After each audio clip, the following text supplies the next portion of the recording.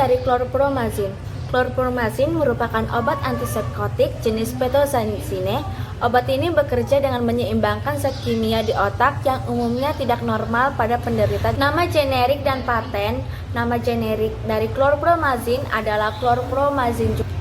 Bentuk obatnya yang pertama adalah tablet. Dalam kekuatan 25 mg dan 100 mg digunakan untuk pengobatan skizofrenia, gangguan psikotik, fase manik, gangguan bipolar, dan masalah perilaku parah pada anak-anak. Yang kedua bentuknya yaitu injeksi.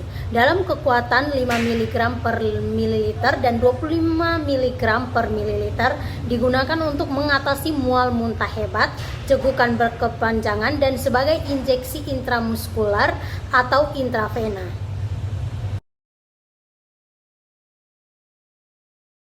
Golongan dan klasifikasi klorpromazin berdasarkan yang pertama adalah efek terhadap tubuh.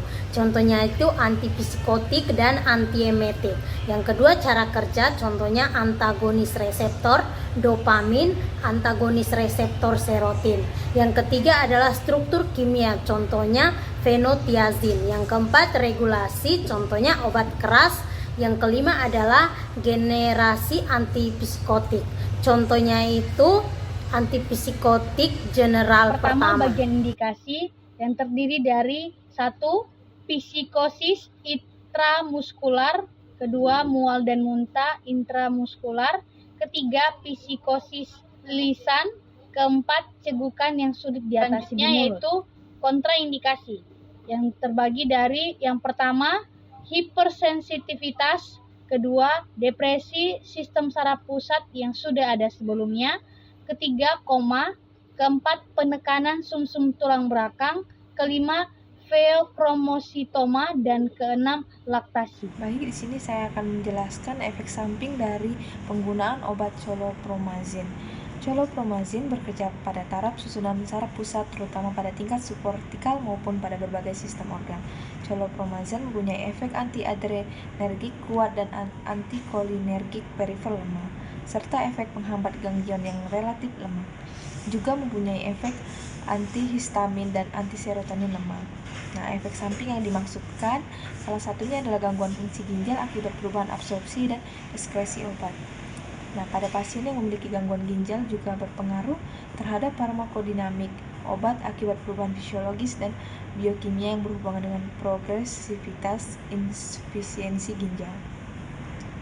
Ada beberapa efek samping yang dapat ditimbulkan setelah pasien menggunakan obat chlorpromazin, yaitu diantaranya kantuk, mulut kering, hidung tersumbat, penglihatan buram, sembelit, hipotensi, dan yang paling berpengaruh juga efek sampingnya yaitu sulit orgasme. Farmakodinamik, obat klorpromazin memiliki tindakan depresan pada sistem saraf pusat dengan pemblokiran alfa adrenergik dan aktivitas antikolinergik. Ini menghambat faktor penghambat pelepasan dopamin dan prolaktin, sehingga merangsang pelepasan prolaktin. Ini meningkatkan pergantian dopamin di otak yang memiliki sifat antiemetik, antipruritus, penghambat serotonin, dan antihistamin yang lemah, serta sedikit aktivitas penghambat ganglion. Ini menghambat pusat pengatur panas di otak dan bersifat analgesik serta dapat menurunkan otot rangka.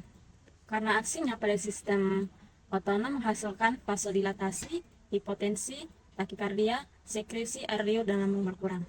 Farmakokinetik dari obat klorpromazin sendiri mau diserap di saluran pencernaan.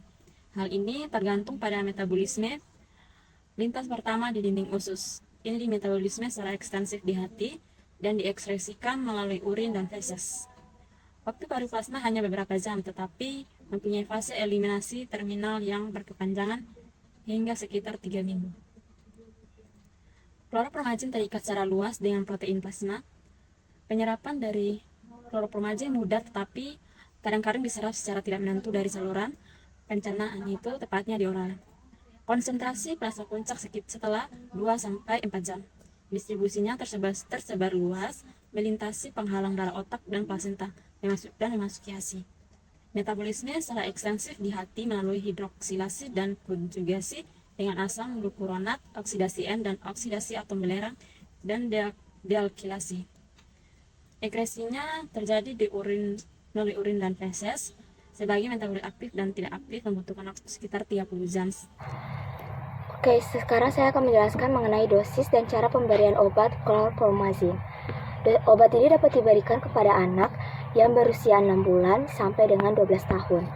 Thorazine atau chlorpromazine ini umumnya tidak boleh digunakan pada pasien anak di bawah usia 6 bulan, kecuali jika berpotensi menyelamatkan nyawa.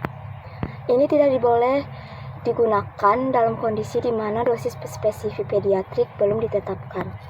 Obat ini juga dapat diberikan kepada orang dewasa, yang dimana disesuaikan dosis dengan individu dari tingkat keparahan kondisinya dengan menyadari bahwa hubungan potensi miligram per miligram di antara semua bentuk sediaan belum diketahui secara pasti secara klinis. Penting untuk meningkatkan dosis sampai gejalanya terkontrol. Dosis harus ditingkatkan secara bertahap pada pasien yang lemah atau kurus. Dalam terapi lanjutan, secara bertahap kurangi dosis ke tingkat pemeliharaan efektif terendah. Setelah itu, gejala terkontrol dalam jangka waktu yang wajar.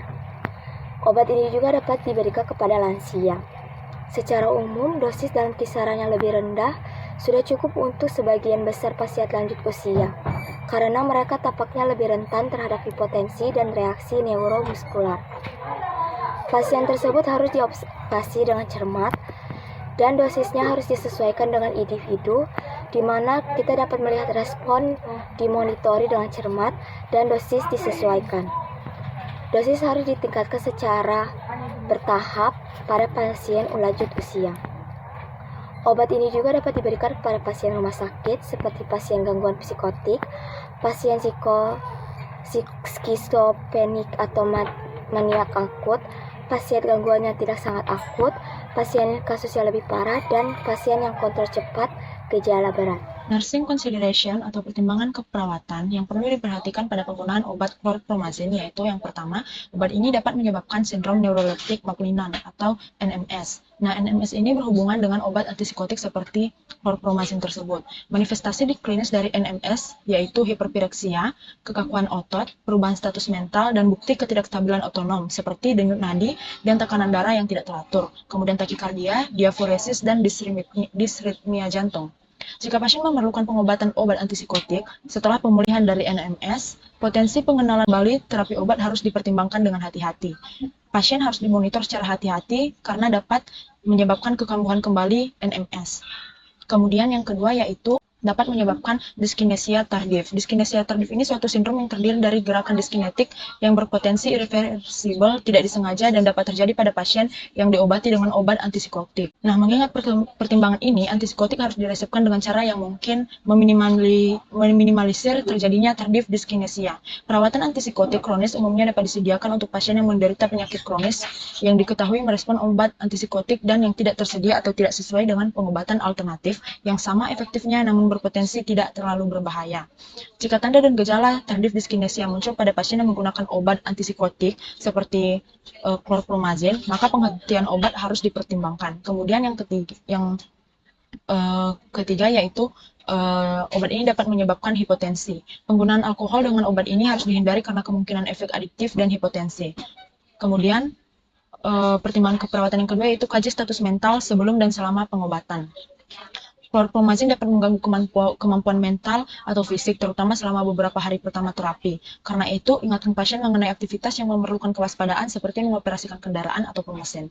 Kemudian yang ketiga, memonitor tekanan darah. Kandungan dalam chlorpromazine dapat melawan efek antihipertensi, quinetidine, dan senyawa terkaitnya. Kemudian, pertimbangan keperawatan yang keempat yaitu pastikan pasien meminum obat. Yang kelima, pantau tes CBC dan fungsi hati. Dan yang keenam, instruksikan pasien untuk tidak melewati dosis atau dosis ganda. Baiklah, selanjutnya saya akan menjelaskan pada poin yang ke-10 yaitu tentang indeks pada masa kehamilan. Yang pertama itu efek non-teratogenik. Neonatus yang terpapar obat antipsikotik selama trimester ketiga pada masa kehamilan berisiko mengalami gejala ekstrapiramidal atau penghentian obat setelah melahirkan. Ada beberapa laporan tentang agitasi, hipotonia, tremor, mengantuk, gangguan pernafasan, dan gangguan makan pada neonatus ini. Komplikasi ini memiliki tingkat keparahan yang bervariasi, Sementara pada beberapa kasus, gejalanya dapat hilang dengan sendirinya. Pada kasus lain, neonatus memerlukan dukungan unit perawatan intensif dan rawat inap yang berkepanjangan. Selanjutnya, kloromazin hidroklorida harus digunakan selama kehamilan hanya jika potensi manfaatnya sesuai dengan potensi risiko pada janin. Keamanan penggunaan klorpromazin selama kehamilan belum diketahui.